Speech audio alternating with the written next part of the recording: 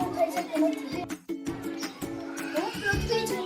હું મંગળ અને શુક્ર અને મંગળની વચ્ચેનું સ્થાન છું. હું પોતાની ધરી ઉપર એક આંટો પૂરો કરતા 24 કલાક લાગે છે, જ્યારે મારે સૂર્યની ફરતે એક આંટો પૂરો કરતા 365 દિવસ લાગે છે. મારા પર દિવસ, રાત અને ઋતુઓ જેવી ઘટનાઓ ફક્ત અહીં જોવા મળે છે. મારો ઉપગ્રહ ચંદ્ર છે. હું ચંદ્ર છું, પૃથ્વીનો એકમાત્ર ઉપગ્રહ. મારે પૃથ્વીને ફરતો એક આંટો પૂરો કરતા તથા પોતાની ધરી પર એક આંટો પૂરો કરતા આશરે 27 દિવસ લાગે છે. મારા પર વાતાવરણ નથી. મારા ઉપર પાણી અને વાતાવરણ ન હોવાથી મારા ઉપર જીવન નથી. મારા પર પ્રકાશિત છે ચંદ્ર. મારા સૂર્ય પ્રકાશિત કરે છે. ચંદ્રની સપાટી ઉપર ઉલ્કાપાત થતા હોવાથી તેને ખૂબ વિશાળ મોટા ખાડાઓ પડી ગયા છે. હું મંગળ છું. હું લાલ રંગનો સૌથી સુંદર ચમકતો ગ્રહ છું. મારે આછું વાતાવરણ છે. મારે પૃથ્વી કરતાં પણ વધારે ઠંડી અને ગરમી પડે છે. મારે 2 ઉપગ્રહો છે.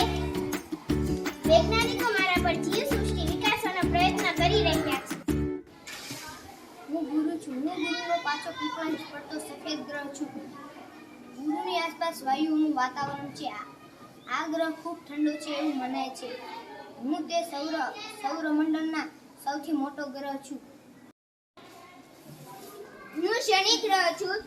હું સૌર પરિવારમાં ગુરુ અને યુરેનસની વચ્ચે આવેલો છું. હું ગુરુ પછીનો મોટો ગ્રહ છું. હું નીલા રંગના તેજસ્વી વલયોથી સુંદર લાગુ છું.